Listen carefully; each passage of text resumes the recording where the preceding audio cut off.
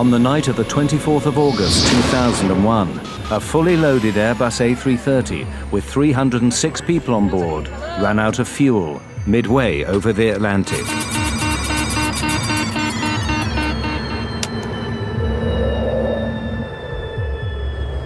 How could a state-of-the-art computerized airliner suffer such a catastrophic failure?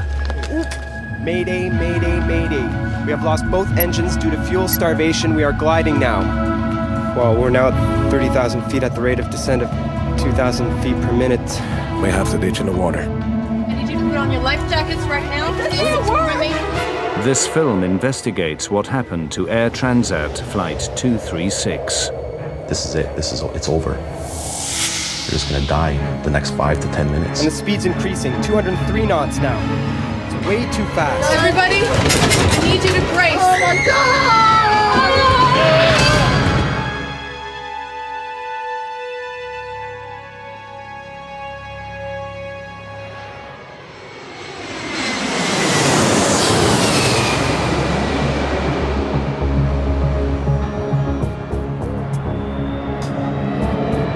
August 23, 2001. Toronto International Airport is busy.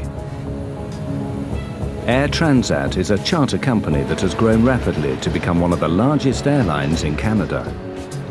Midsummer brings fewer business travellers and a holiday atmosphere. Air Transat Flight 236 is bound for Lisbon. Most of the passengers are Canadians visiting Europe or Portuguese immigrants heading home.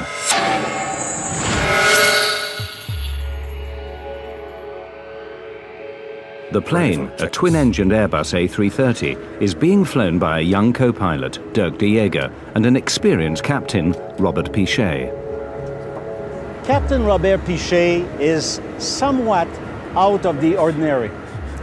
Captain Pichet, from the moment he gets his wing, he gets to learn how to fly in the north of the province of Quebec, where the conditions occasionally are very severe.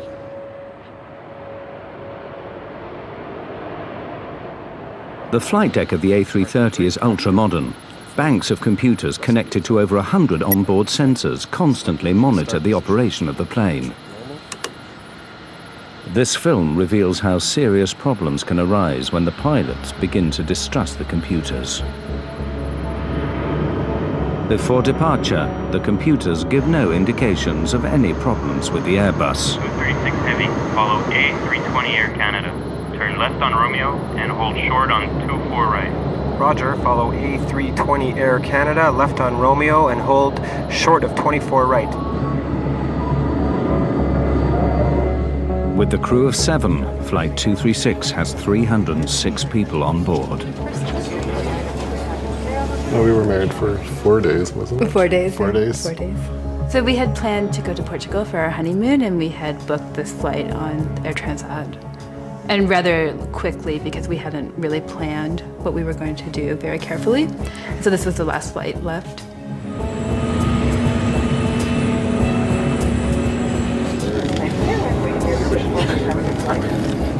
Well, boarded on this flight to go on a 2.5-week vacation with a friend of mine. Obviously, I was very excited, spending 2.5 weeks on the coast of Portugal. A very excited feeling. Transat 236 Heavy, cleared for takeoff. 240 at 8, cleared for takeoff, 24 right, Transat 236 Heavy. At 20 minutes past 8, the Airbus A330, loaded with over 47 tons of fuel, leaves Toronto for Lisbon. V1, rotate.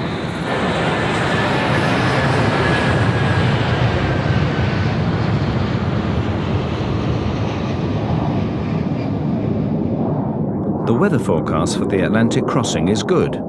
Everything runs smoothly on the flight deck, apart from a small adjustment to the route. To avoid congestion, air traffic control directs the flight 60 miles south of its original route. It's a minor alteration, but will later play a crucial role. The passengers settle down for the long crossing.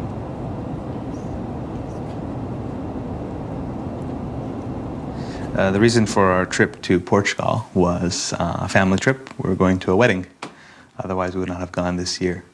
So instead of just going for 4 days for a wedding, we decided to stay for 2 weeks and throw the wedding in as a kind of family perk and see everybody.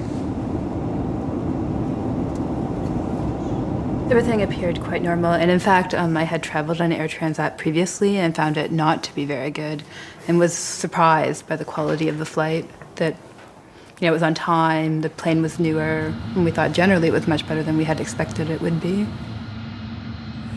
We're getting to our next checkpoint. Every 30 minutes across the Atlantic, the crew check their position and fuel consumption against their flight plan. 0.2 tons on the right, 11.2 tons on the left. Despite the computerized systems, some procedures, like checking the fuel on board, still need to be done by hand. 5.2 tons. By comparing the amount of fuel in the tanks with the amount the flight started with, the pilots can keep an eye on the fuel consumption. Fuel check complete. Levels normal for the distance flown. All right. For the first 5 hours, everything is routine. The flight crew, Air Transat, and the accident investigators have all declined to be interviewed about what happened next. This film uses known facts about the flight, standard emergency procedures, and expert opinion to reconstruct what took place on Flight 236. Look, we're getting a warning signal. Oil temp low and oil pressure high on number 2. What? This warning is the first step in the crisis. Oil pressure is within normal limits on number 1, and number 2 is slightly high. The computer display reveals that the oil temperature is low in engine number 2, but the oil pressure is high. It is a very unusual reading. The pilots are puzzled. I can't see anything here.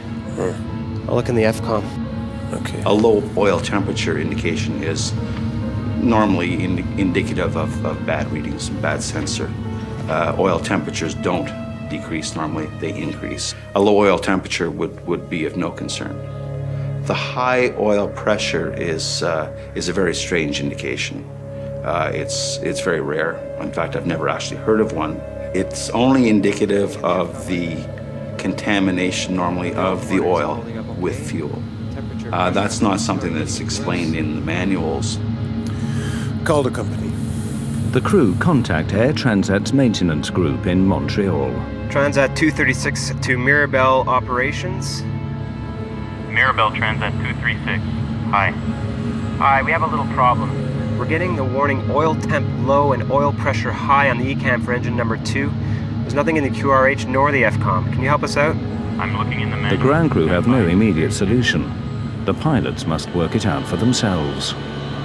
They may have been given some advice on troubleshooting to see if that would help. But ultimately, the pilots are up there on their own. They can get advice from somebody 2,500 miles away, but they can't really fix their problems.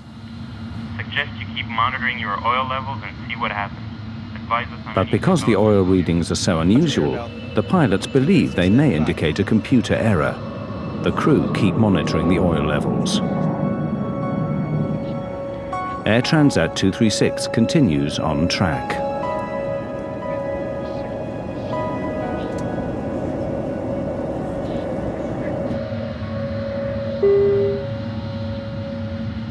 Then, 20 minutes later, a new warning.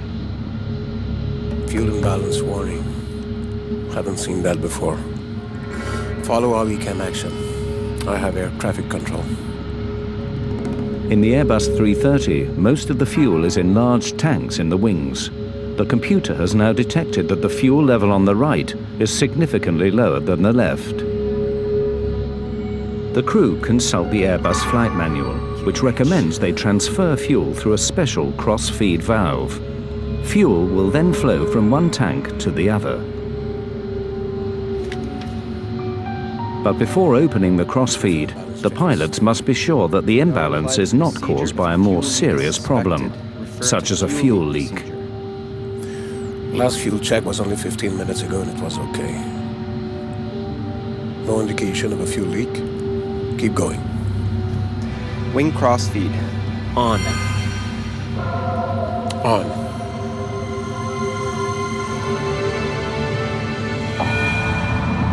Once you begin a cross-feeding procedure to correct a fuel imbalance, restorative action should commence quite quickly. In other words, the situation would not continue to get worse. It would either stabilize immediately and then begin to correct itself. But the situation is not correcting itself. Unknown to the pilots, there is a major fuel leak in the number 2 engine on the right-hand side of the plane.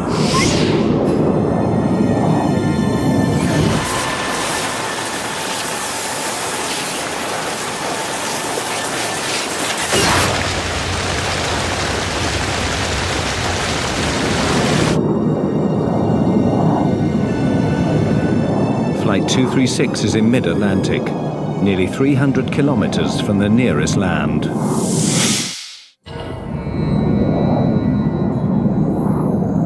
"39,000 feet over the Atlantic, nearly 300 kilometers from land, Air Transat Flight 236 is in trouble. Unknown to the pilots, the right engine is leaking fuel. The plane's computer system has thrown up a series of warnings, but the pilots believe these are computer errors." Have you ever seen something like this before? No. Never. Doesn't make any sense. Yeah, even if there is a leak, it doesn't explain the alarms on the oil system. And everything was okay at the last fuel check at 30 West. Yeah. Bet you it's a computer problem. The task of finding out if there is a fuel leak is made harder by the design of the Airbus systems. The systems monitor hundreds and hundreds of sensors, and they can be affected by such mundane things as a little bit of frost or ice on a sensor can cause it to present bad data. So it's not something that would occur on every single flight, but it's something that we're quite used to dealing with. There is no warning to show if the fuel level is falling faster than the engines are consuming it. So the pilots receive no immediate indication that there could be a fuel leak. Fuel quantity isn't rising in the tanks for the right wing. Check fuel quantity. Looks very low. Hold on. When co-pilot Diego carries out the fuel calculations, he discovers something is seriously wrong. That's much less fuel than we should have. It looks like a fuel leak. Check again. Diego finds a disturbing difference. According to all the gauges, all the tanks in the right wing are way below the level they should be according to the flight plan, and there's hardly anything in the other ones. What about the trim tank? There's nothing there either.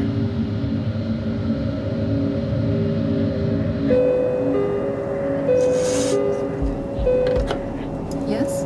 Hello, first officer here. Can you come to the cockpit, please? Sure. Although Captain Pichet believes he is dealing with a computer problem, he nevertheless decides to ask for a visual check, just in case, to see if there could be a fuel leak. Captain? Hi. Can you and Karen take some flashlights and go to the windows if you can see anything trailing back from the wings? It'll look like a mist or a stream, and report back immediately. Okay. Dirt, I want you to do another complete fuel check, please.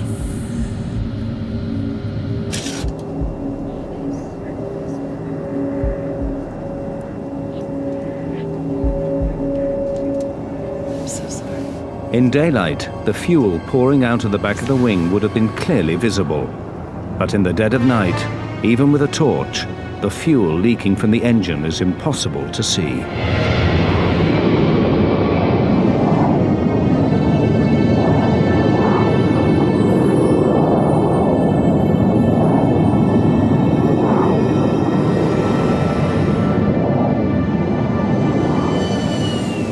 The crew evidently realized that the situation was not improving, and at that point they realized that their circumstances were becoming more serious. And I think that there were probably some discussions took place between the two pilots as to what their next course of action should be. If the computer is correct, then with the amount of fuel remaining, the Airbus will no longer be able to make it to Lisbon. Captain Pichet is forced to make a crucial decision. We've got a divert. Get on to Oceanic Control. Where's the nearest airfield? Transat 236 Heavy, Santa Maria Control. Can you advise nearest airfield? We have a possible fuel problem.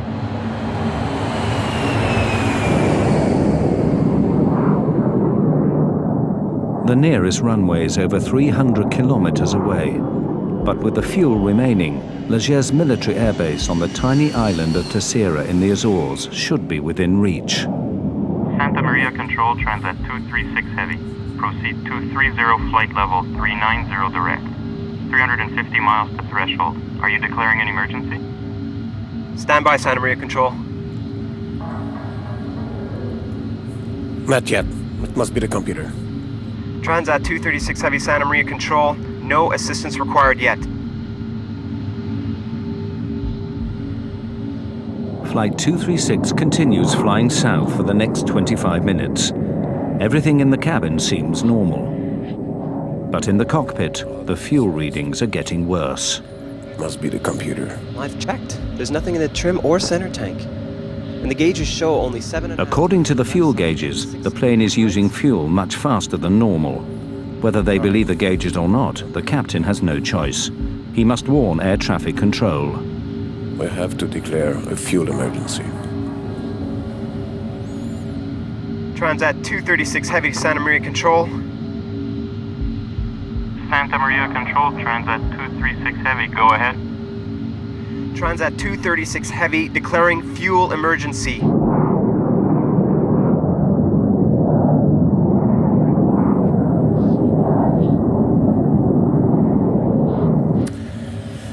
I really hope it's a computer bug. Because if we land in the Azores with half a plane full of fuel, they'll crucify us.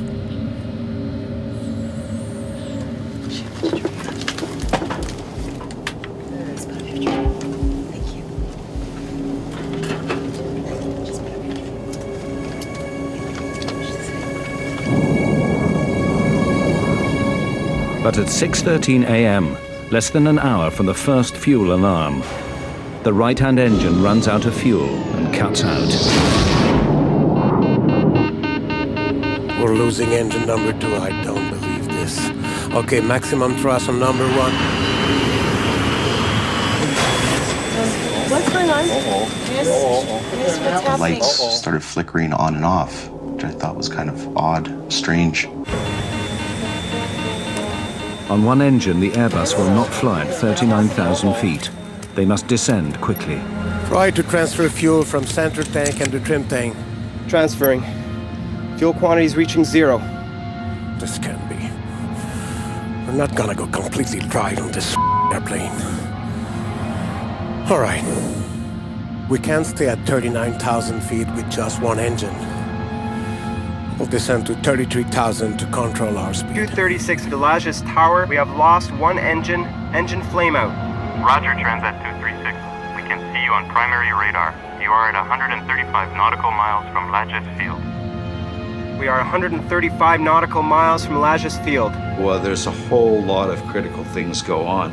In addition to that, you turn on all the exterior lights so people can see you're in trouble. You have to broadcast your intentions on an emergency frequency so that other people know that you're unable to maintain your altitude. You may be descending through their altitude, so everybody else is now on the lookout for an airplane that's in distress. For the next 10 minutes, the stricken Airbus continues on its one remaining engine. The pilots still believe that the computer may be partly faulty and that they can make it to Leger's with fuel to spare. At the end, might be all right. Fuel gauge is falling fast, though. It's nearly hitting 0.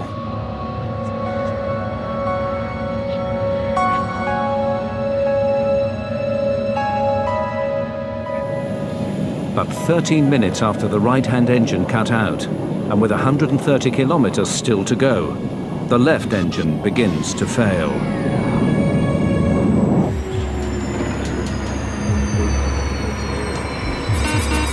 we're losing number one. Mayday, mayday, mayday. We have lost both engines due to fuel starvation. We are gliding now.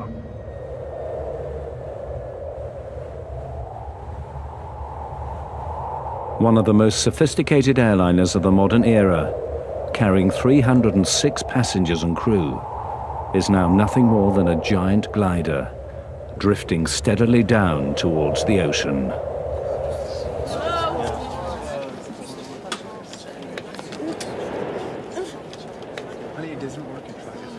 Excuse me, can somebody come? Where's the flight attendant? Hello? You can literally hear a pin drop. The exterior, there was no sound in that plane, in that cabin at all. A lot of people were praying and screaming for God. My wife was a little hysterical. My best friend was in another world. The plane was dead silent, except for the people who were very upset. List of functions we've lost. We have no more stabilizer. Blue and yellow hydraulic. No ADR 2 and 3. No anti-skid. No reversers. Rudder trim. Radio HF 1 and 2. With the loss of both engines, we have no electrical system. If the engines aren't running, the generators aren't running. So there's no power on the airplane. There is a small device, it's called a ram air turbine. It will deploy from underneath the fuselage near the wing fairing. And it's a small propeller that deploys out the bottom of the fuselage and it spins in the wind. And that small propeller will provide very limited electrical and hydraulic systems to run the aircraft. In other words, although it's a glider, at least it's a controllable glider. Calculate how far we can go with our glide angle, will you? Well, we're now at 30,000 feet at the rate of descent of 2,000 feet per minute. We can hang on for 14 or 15 minutes. What? I don't want to die on our honeymoon. I was just trying to calm her down, like try and reassure her that everything would be okay. It's a very big struggle to stay calm when you're considering your own death. Without power, the plane loses 1,000 feet in height for every 5 kilometers it travels forward. They can reach the Azores, but if the pilots get their calculations wrong, they may face a forced landing on the water. Not sure we can make it to Leges.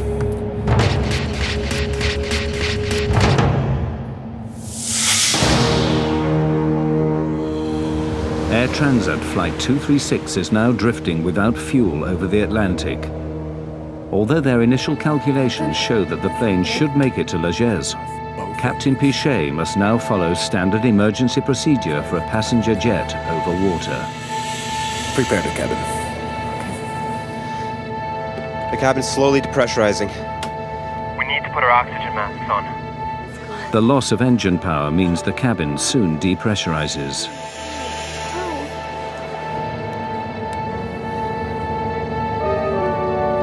Everybody, please, I need your attention. We're preparing to ditch the plane. I need you to put on your life jackets right now. Within probably, I'd say, 2 minutes, I saw flight attendants with life jackets in their hand running down the aisles. And obviously, that was a sign of fear.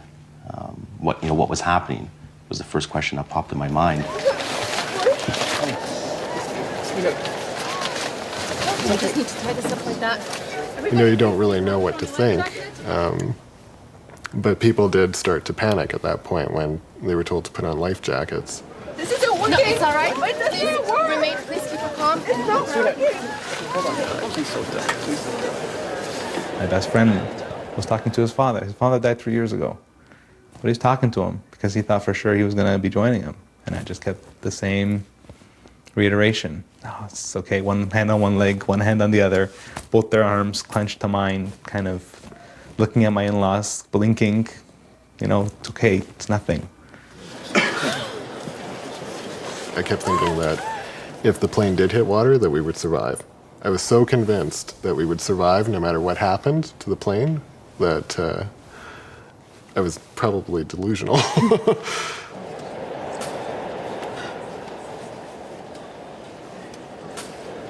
fear just suddenly just kicked in from my toes straight up to my head. At that point, they started instructing us and giving us instructions of what to do in this procedure. Take off your shoes was one of them. Don't inflate your life jacket until we hit the water. Get into this position when we hit the water. It was a lot of, it wasn't like ifs or maybes. It was, this was gonna happen, this is the real deal. Ditching a large passenger jet on the water presents severe hazards. If the Airbus 330 has to make a forced landing, the chances of survival are bleak. In my personal opinion, I don't think these airplanes would make very good boats. Typically, an airplane with a low mounted tail like this, as it enters the water, one of the first things that's going to hit the water is the tail, and it's probably going to be ripped right off, and the fuselage is probably going to open right about there. In 1996, a Boeing 767 ran out of fuel off the coast of East Africa. Its last moments were caught on amateur video and reveal what happens when an airliner attempts a controlled landing on water.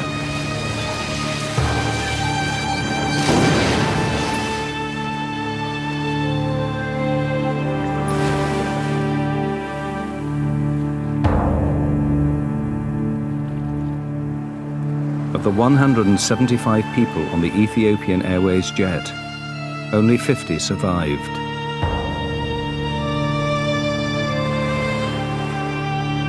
The chances of it surviving a ditching and floating for very long are not very good.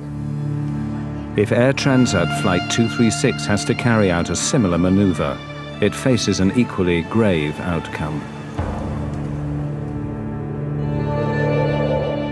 With over 100 kilometers before they reach the Azores, the pilots face a long and difficult maneuver. They need to keep the plane gliding for more than 50 minutes to reach the Azores. There's very little time for any emotions at all. You're just so focused on the mission at hand. It's a life or death situation, of course, but your intention is to get it there. You're not thinking about the alternatives, but you're fully focused on getting the airplane to its destination.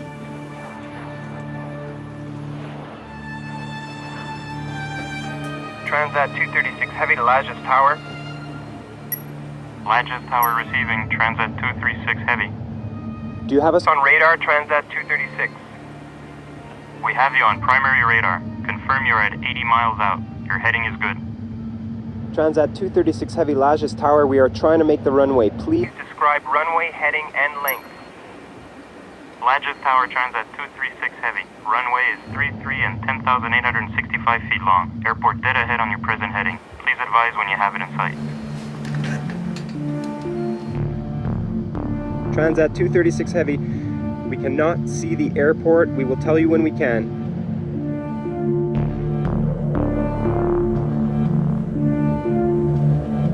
As the minutes tick by, the long wait for those on board is agonizing. That's it, this is it, it's over. They're just gonna die in the next 5 to 10 minutes. I had contemplated the idea that we would die, certainly. And kind of I think in that moment you can accept it more than you think you would accept it.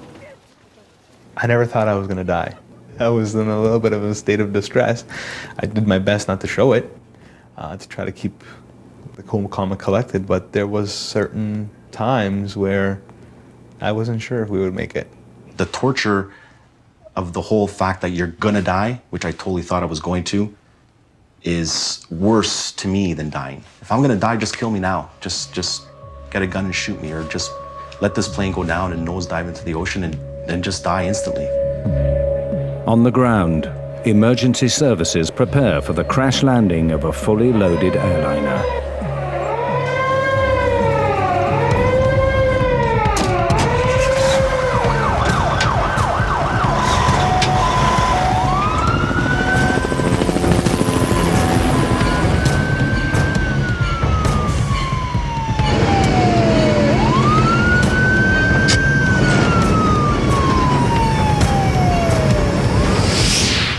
With 20 kilometers to go, the crew now prepare for the most dangerous part of the operation, getting their plane on the runway in one piece. 6 Heavy to Lajes Tower. Do you have our distance from the threshold now and weather, please? Roger, Transat 236 Heavy. You are 8 miles out according to primary radar. Airspeed 280 knots according to our readings.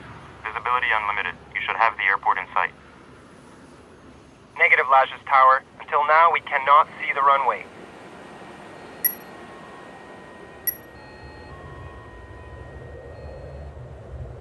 There is no room for error. Without power, the pilots have only one chance at landing. If they miss or overshoot the runway, the results could be catastrophic.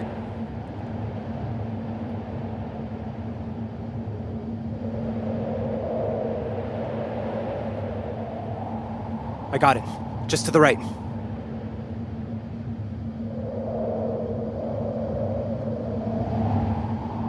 Minimum RAD speed is 140 knots. Maximum speed for gravity gear extension, 200 knots. I'm not lowering the gear until the last minute, okay? Okay. The crew struggle to lose height and speed for landing. Roger, Lajes. 6 nautical miles. Let's open the slats. It'll slow us down a bit. Slats out and locked. As they approach the runway, their speed increases dangerously. Too fast and they could roll off the end of the runway. Lower the gear. Hold on. Speed is about 200. All right. I stabilize the speed. Can you give me a landing speed, please? No engine, no flaps. Ideal approach speed is 170 knots. We're too fast. Yes. But the runway is very long. Captain Pichet now performs a difficult series of swerving maneuvers to slow the plane down for landing.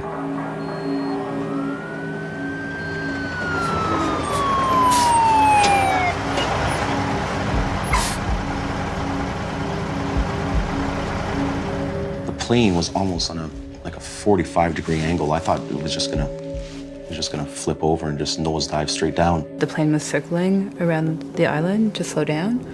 So then we saw land and then we saw water. And when I saw water again, it really struck me that, our chance for survival had maybe was gone. The runway is long. Yeah, sure, but at the end there's a 400-foot cliff. If we don't stop in enough time, we're toast. We're dead.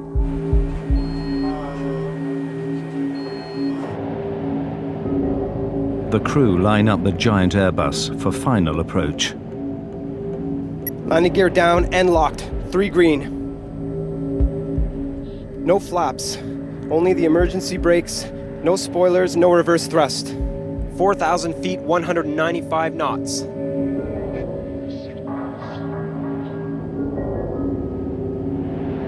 "3,000 feet, 197 knots.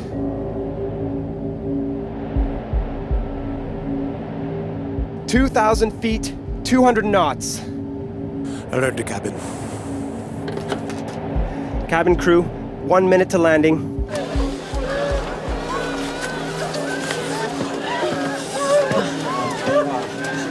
Hang on. Let's go. Vertical speed at 3,000 feet per minute. We're going way too fast. And the speed's increasing, 203 knots now. It's way too fast. 1,000 feet, 201 knots. I'll try to get the nose up. We'll ride fast. But even if the crew can get the Airbus on the runway, they face a further problem. Without engines, the normal procedures for braking are severely restricted. For Flight 236, the danger is far from over.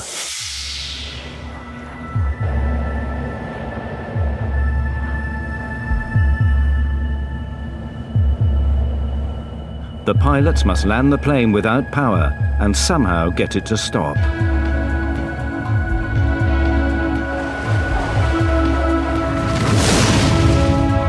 Everybody, I need you to brace.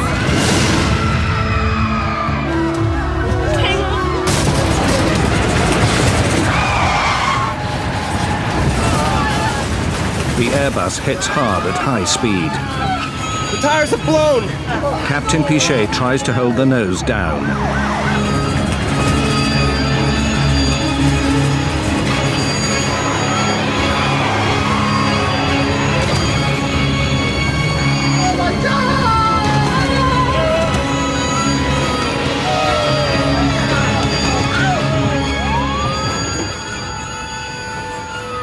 After bursting 8 tires, the plane finally stops in the middle of the runway. What we say, we made it!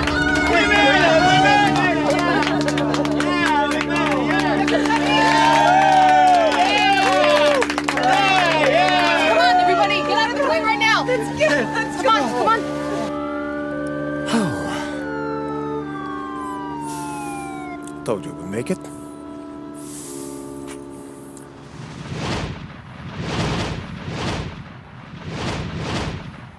I just wanted to get out of this airplane quickly.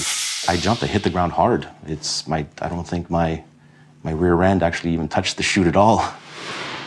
I didn't slide down the slide.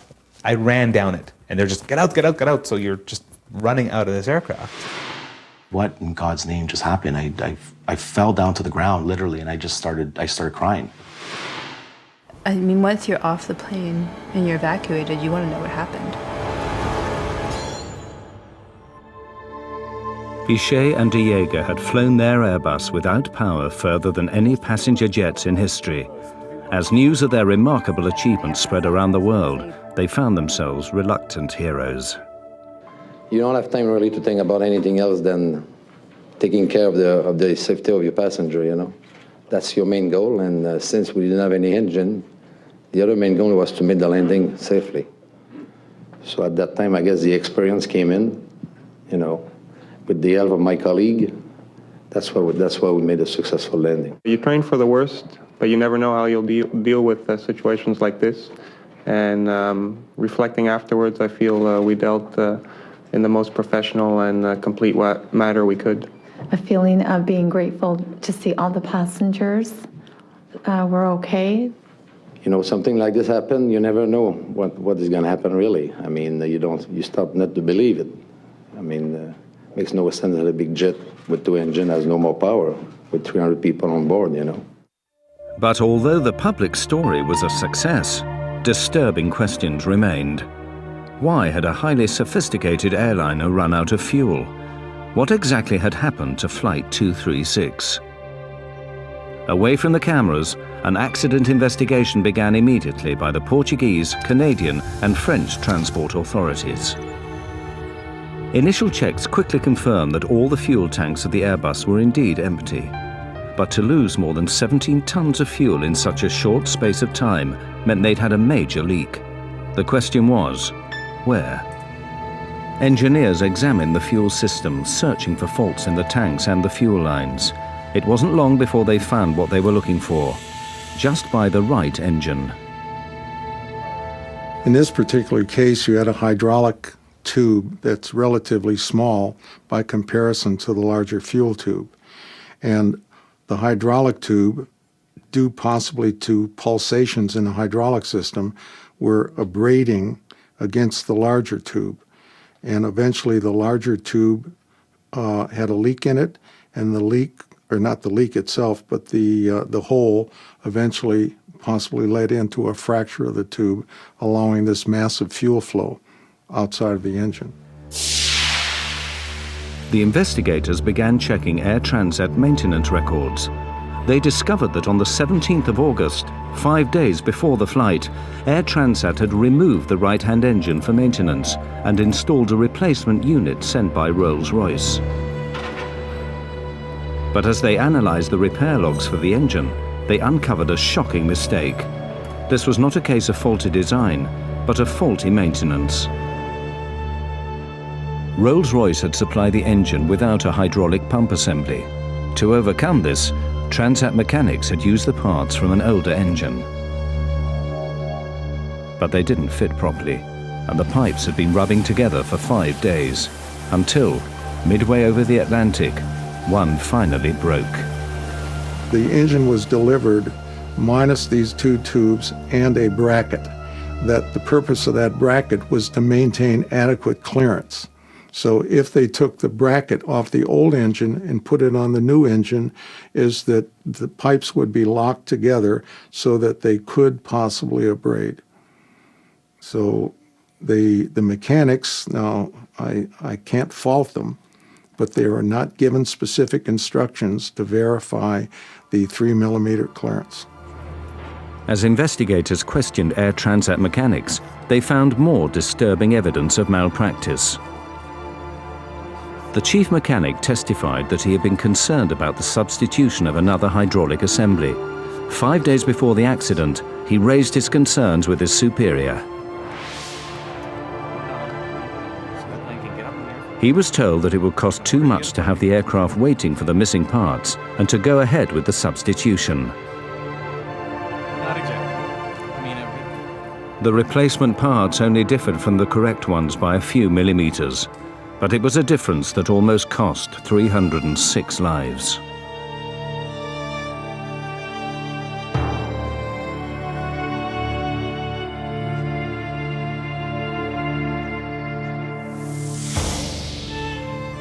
A few days after the accident, Air Transat publicly accepted responsibility for the faulty maintenance.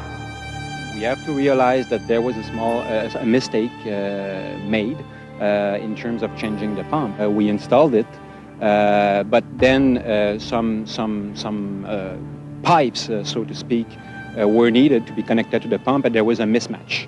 The immediate consequences for Air Transat in that event was that they got to pay a fine of $250,000, which was the highest ever in Canada, for an error that could have been prevented. How someone that is supposed to be qualified in their job can put the wrong part onto an engine and risk 300 people's lives is beyond me. This incident is a very strong reminder that regulation is important and safety is important, and lives will be lost in the absence of that. And they're real lives. It's not just, this imaginary figure in your head of 300 people. It's real people who suffer and continue to suffer as a result. If it hadn't been us suffering, it would have been our families. This was by no means the end of the story. Investigators now turn their attention to the cockpit itself. What role had the crew played in the events of August the 24th? Could they have done more to avert the crisis? Key questions remained unanswered. Questions about what happened on the flight deck.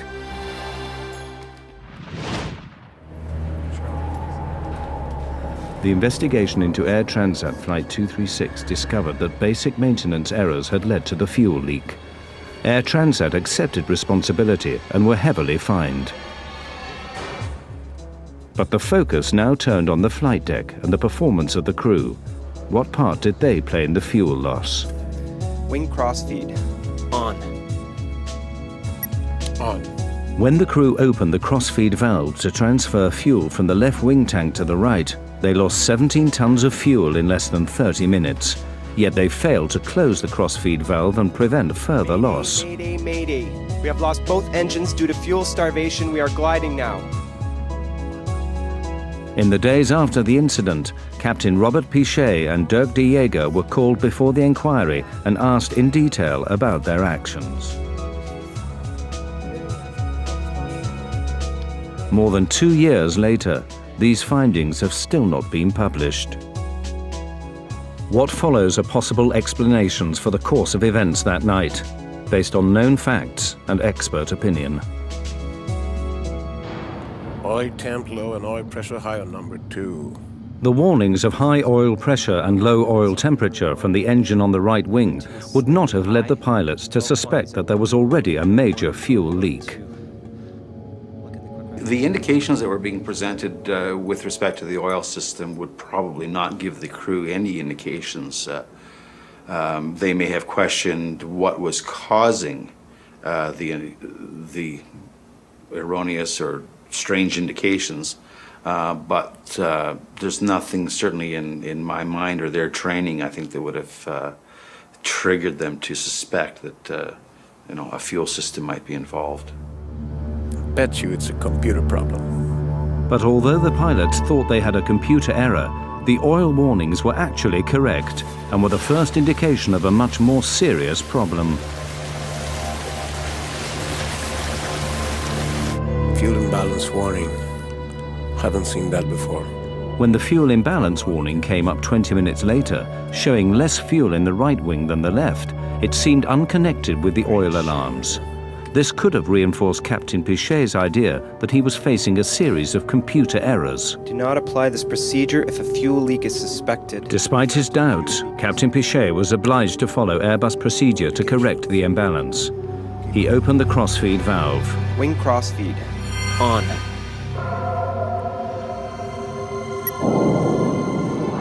But was following the checklist enough? You just can't idly flip switches in response to commands from the computers and anticipate that all will be well at the end of it. Once the checklist is complete, we can sit there fat, dumb, and happy. That's not the case at all. You got to keep second guessing it. Is that right? Did we do the right checklist? Have we got the results that we need? Once the pilots calculated the high rate of fuel loss, they should have suspected a major leak.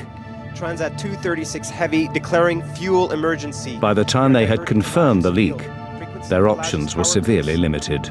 They were flying blind, as it were. There was no checklist information provided to them. They assumed that once they had engaged in this procedure that the situation would resolve itself, and it wasn't. Now they had a choice.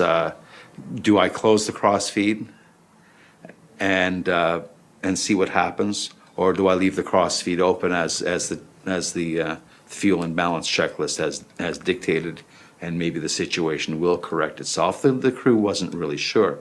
It wasn't an eventuality. It wasn't a situation that they had been trained for, I'm sure. They were in new ground with really no guidance to help them.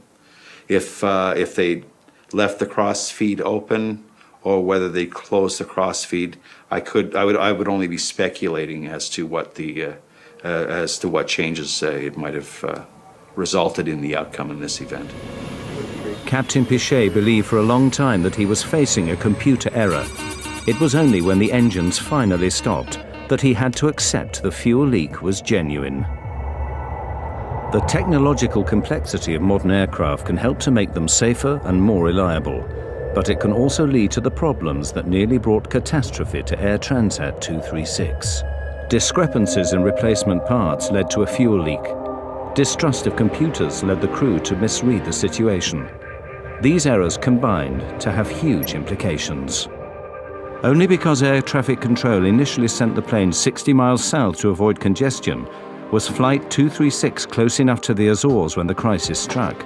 Otherwise, it would have had to ditch in the ocean. The investigation remains unpublished. Airbus blamed the pilots for mishandling the fuel leak. Robert Pichet and Dirk de Jager continued to fly with Air Transat. In August 2002, they received the highest honors of the Airline Pilots Association for the longest glide ever accomplished in a passenger airline. After the accident, Airbus modified its checklist in the event of fuel imbalance. From now on, the computer checks all the fuel levels on board against the flight plan. It now gives a clear warning if more fuel is being lost than the engines can consume. Rolls-Royce has reissued a service bulletin, alerting all its clients of the incompatibility of two almost similar parts. For the passengers trapped on Flight 236, the trauma has left them with mixed feelings. All right, I stabilized the speed. This accident wasn't caused by simply one omission by any one individual, as is typical of most aircraft accidents. There's a whole chain of events, a whole series of events that lead to the incident or to the accident, and this accident was no different.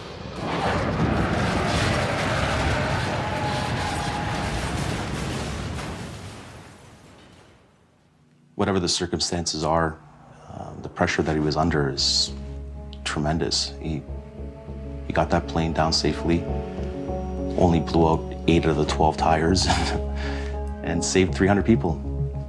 He saved 300 people's lives.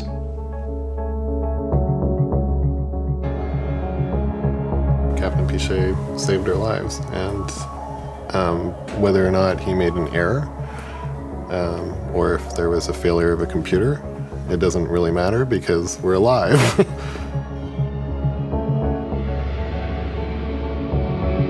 Do I think he's a hero? No. Do I think he's a hell of a pilot? Yes. Thank God the islands of the Azores were there and basically saved our lives. But if that fuel pump broke 5 minutes beforehand, we would have ended up into the water, and I probably wouldn't be here to tell the story.